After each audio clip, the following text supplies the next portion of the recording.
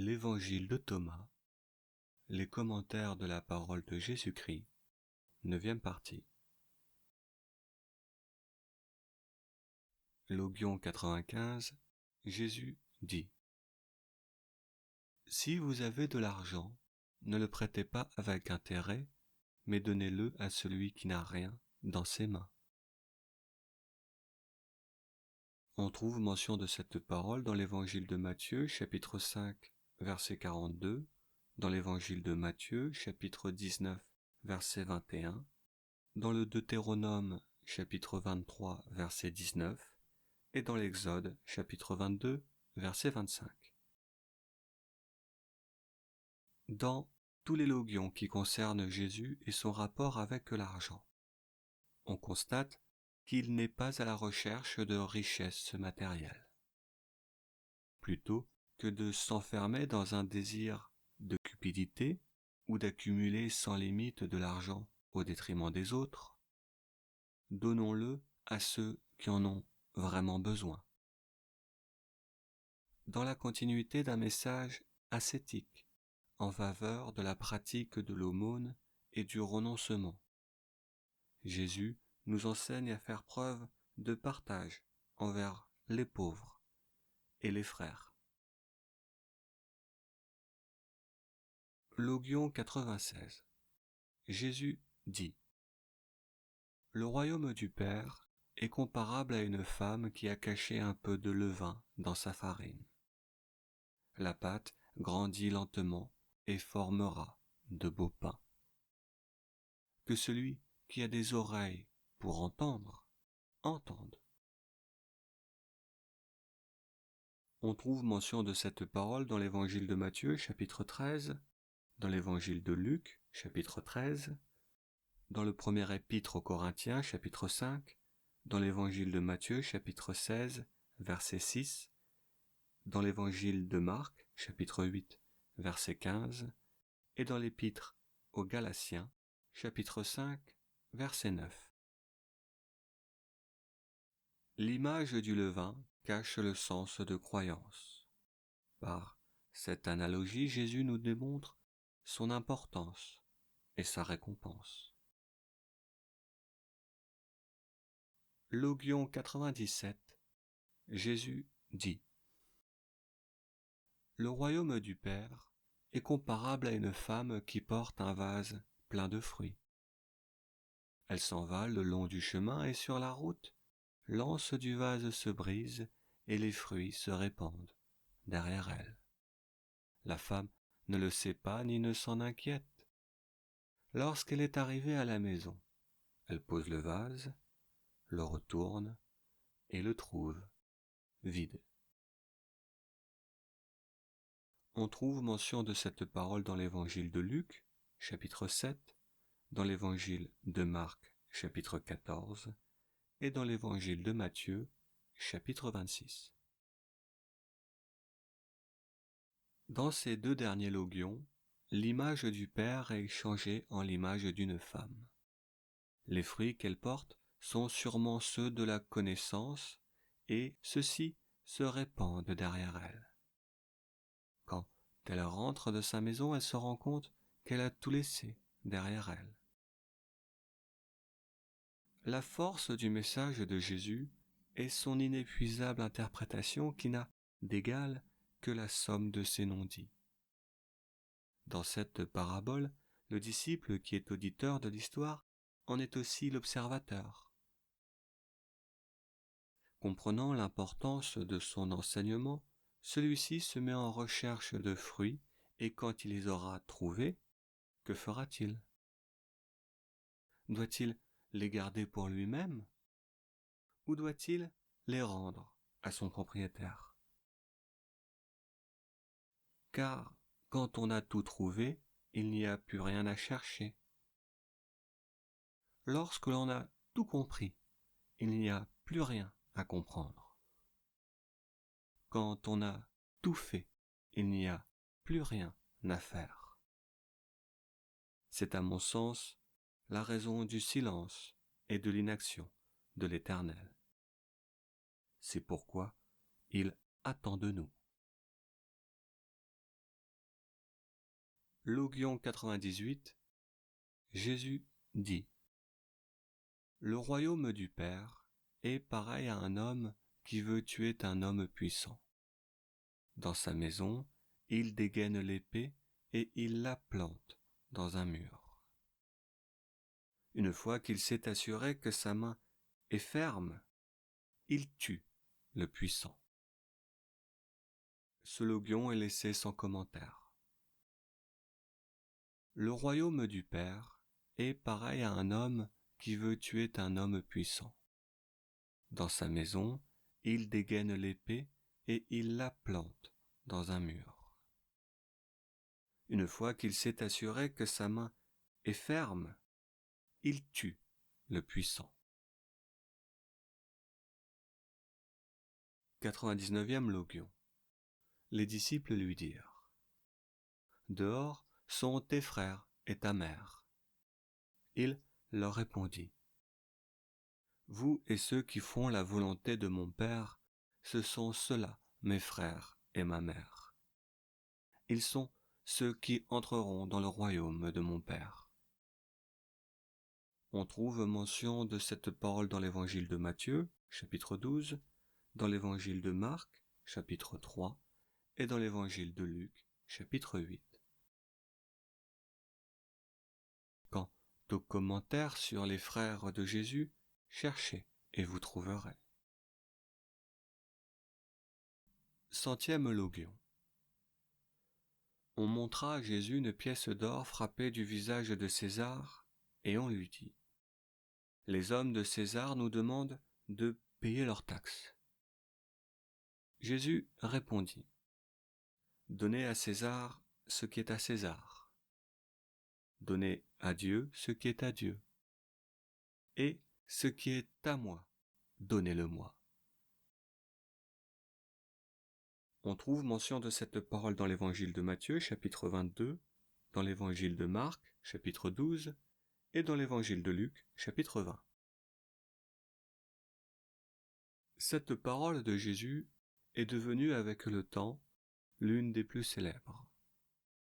Dans ce logion, on perçoit les valeurs pacifiques de Jésus, car en ce temps-là, les Juifs espéraient intimement l'arrivée d'un Messie qui, à l'image de Moïse, les délivrerait du joug des Romains. Implicitement, certains Juifs lui posent donc la question de savoir s'il a l'intention de s'opposer frontalement aux Romains sur le sujet de l'impôt. Car, pour les Juifs, l'acte de soumission était manifesté par l'impôt qu'ils devaient payer aux Romains. Par les logions précédents, on connaît le rapport de Jésus avec l'argent. C'est pourquoi sa réponse reste fidèle à son enseignement. Jésus laisse de côté le matériel et il glorifie le spirituel. Ce qu'il demande, c'est qu'on lui donne ce qui lui revient, c'est-à-dire le gouvernement du royaume.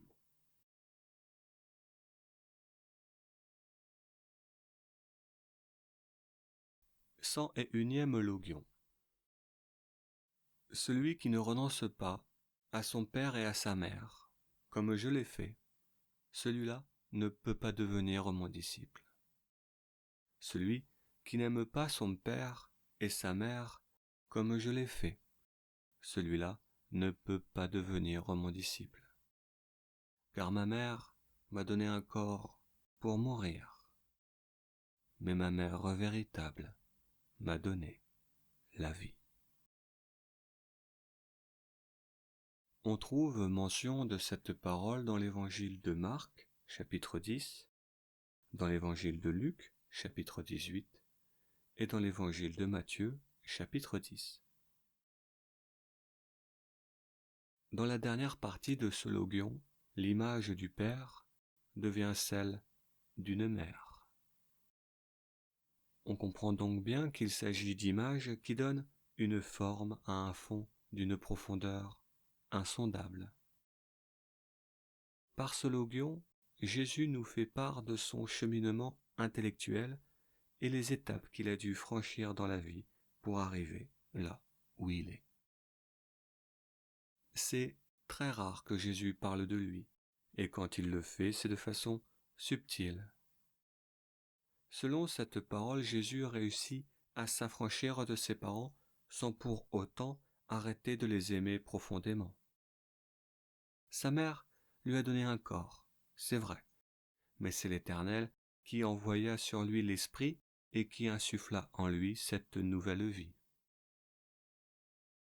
D'un point de vue thématique, on retrouve dans cette parole les valeurs d'amour et de renoncement. On retrouve aussi l'expression de sa profonde reconnaissance envers l'Éternel, son berger. 102e Logion. Jésus dit : Malheur à eux, malheur à ces pharisiens. Ils ressemblent à un chien qui se couche dans la mangeoire des bœufs. Ils ne mangent ni cette nourriture, ni ne laissent-ils les bœufs en manger. On trouve mention de cette parole dans l'évangile de Matthieu, chapitre 23. On avait parlé précédemment de la classification entre la voie heureuse et la voie misérable. Jésus, dans ce logion qui s'adresse aux élites pharisiennes, parle d'une voie intermédiaire qu'il définit comme malheureuse. Cette voie est malheureuse car elle est incomplète par rapport à la voie heureuse, c'est-à-dire qu'elle ne donne pas l'entière plénitude. En cachant l'inestimable, ils empêchent les croyants d'obtenir pleinement et librement ce qu'ils cherchent. Ce logion, qui sera repris et amplifié par Matthieu, dénote des profondes divisions qui séparent les communautés juives entre elles. Et le chapitre 23 de l'évangile de Matthieu en donne l'explication philosophique. L'origine de la fracture réside dans le poids des traditions issues de la Torah. Les pharisiens souhaitaient fixer les lois de Moïse et les rendre permanentes et inchangeables. Cette vision conservatrice sera bouleversée par la chute du temple, et aussi étonnant que cela puisse sembler, malgré cet événement, les pharisiens sanctifièrent le judaïsme et continuèrent à se baser sur l'enseignement de Moïse. C'est aussi le point de départ du débat millénaire des rabbins et des raves, le Talmud. 103e Logion. Jésus dit : Bienheureux l'homme qui sait quand les voleurs vont venir, qu'il veille et rassemble ses richesses et sa famille, qu'il s'arme à la ceinture avant qu'il n'entre. On trouve mention de cette parole dans l'évangile de Matthieu, chapitre 24, dans l'évangile de Luc, chapitre 12, dans le deuxième épître de Pierre, chapitre 3, dans le livre de l'Apocalypse, chapitre 3 et chapitre 16. Ce logion peut être interprété de trois façons. D'une façon sage, d'une façon historique et d'une façon apocalyptique, prophétique. Selon une interprétation basée sur un message de sagesse, Jésus nous enseigne à savoir faire preuve de vigilance et à nous tenir prêts face à la mort. D'un point de vue historique, avec la formule de s'armer à la ceinture, Jésus fait appel à la période davidique lors de laquelle les croyants se ceinturèrent pour libérer Canaan, puis pour se défendre contre les Philistins. Cette formule peut donc être interprétée comme un appel au soutien des sicaires zélotes Hasidim qui portaient la dague à la ceinture, afin qu'ils se préparent au combat. D'un point de vue prophétique, apocalyptique, ce logion parle du jour du jugement dernier. Sachant que le jour arrive, ceux-ci doivent faire preuve de vigilance et se tenir prêts.